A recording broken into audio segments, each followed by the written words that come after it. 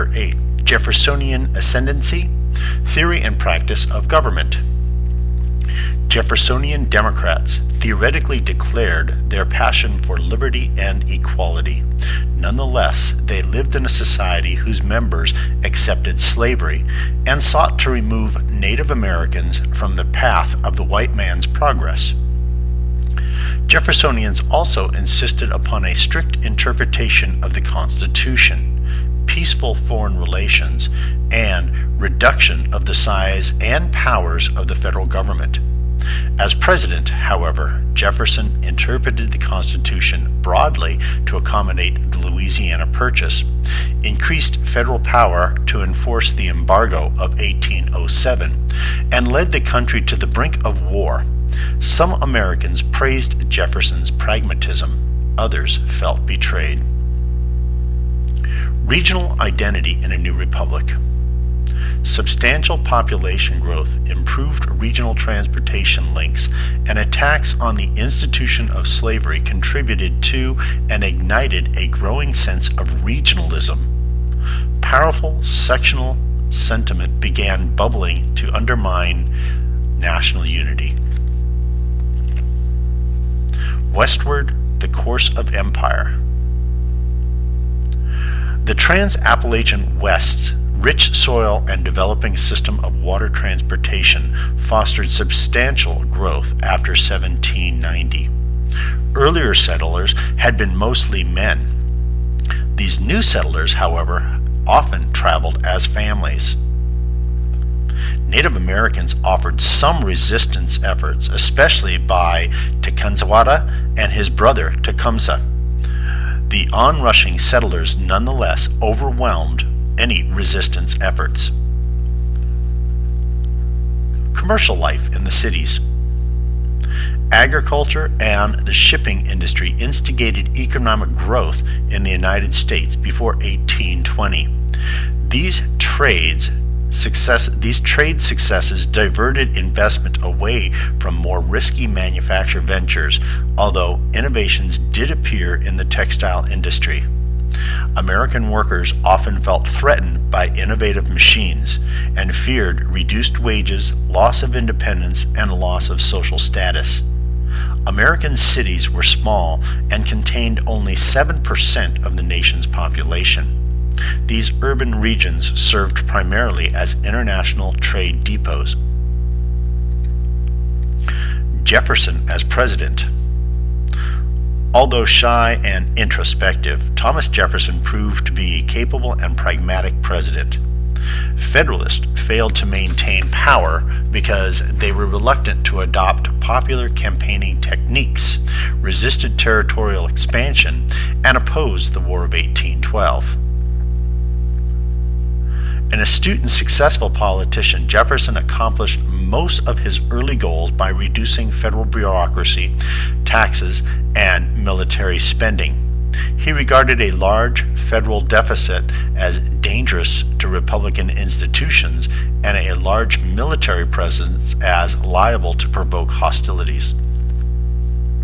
The Louisiana Purchase.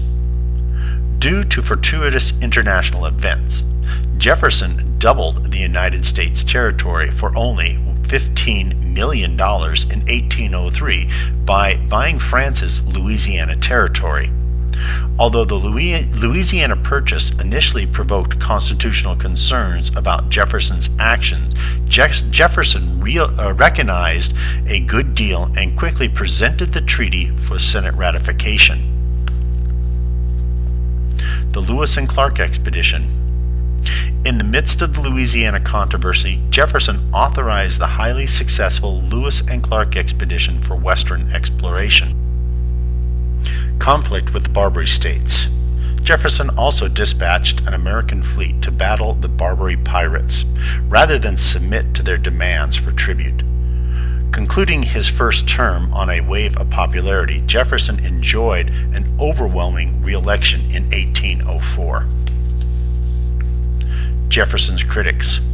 Jefferson's reform efforts, while successful on some fronts, did anger his critics and contributed to disunity among the Republicans. Attack on the judges. Angered at the Federalists' attempt to entrench their political power in the national government by the Judiciary Act of 1801, the Republicans repealed the law and then proceeded with their own attempts to remove some and prevent other Federalist judges from obtaining offices. While proclaiming victory in Marbury versus Madison in 1803, few Republicans realized that the Supreme Court's decision established the precedent of judicial review of federal statutes. Politics of desperation. As Federalist power declined, Republicans fell into squabbling amongst themselves. One radical faction, labeled the Trivium Quids, or no accounts by the newspaper, argued that Jefferson's pragmatic policies sacrificed the purity of Republican principles. Murder and Conspiracy, the Strange Career of Aaron Burr. Vice President Aaron Burr, hoping to achieve personal power, schemed with dissident Federalists, quarreled with and shot Alexander Hamilton in a duel, and launched a potentially treasonous expedition against the United States. Nonetheless, Chief Justice John Marshall ruled the evidence against Burr was circumstantial. Such reasoning acquitted Burr and ensured that in the future treason could not be charged lightly or for purely political purposes. The slave trade. Acting upon the charge of constitutional convention, Congress considered and passed a bill prohibiting the importation of slaves beginning in 1808. Lax American enforcement, however, especially in the South, resulted in a continued illegal operations of slave smugglers. Embarrassments overseas. During Jefferson's second term, a military stalemate in the resumed warfare between Britain and France forced the belligerents into an economic struggle. Owing to its naval superiority, Britain was more successful at this, not only seizing American ships, but also impressing American sailors. The British attack on American warship Chesapeake in 1807 for its refusal to submit to a British search infuriated Americans. The embargo divides the nation. Jefferson's recommendation for an embargo of American goods in 1807 failed to win foreign respect for American neutrality. His policies of peaceable coercion succeeded only in depressing the economy and angering northern merchants, and was repealed in 1809.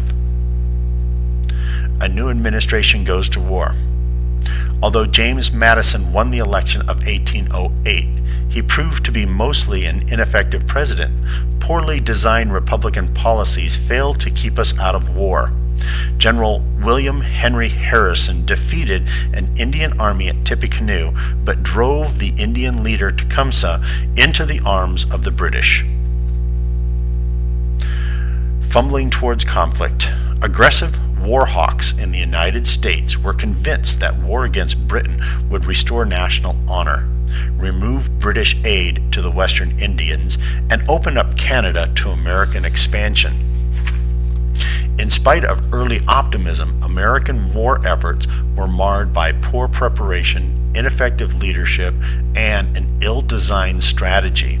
Although momentarily preoccupied with Napoleon, Britain appeared no better in executing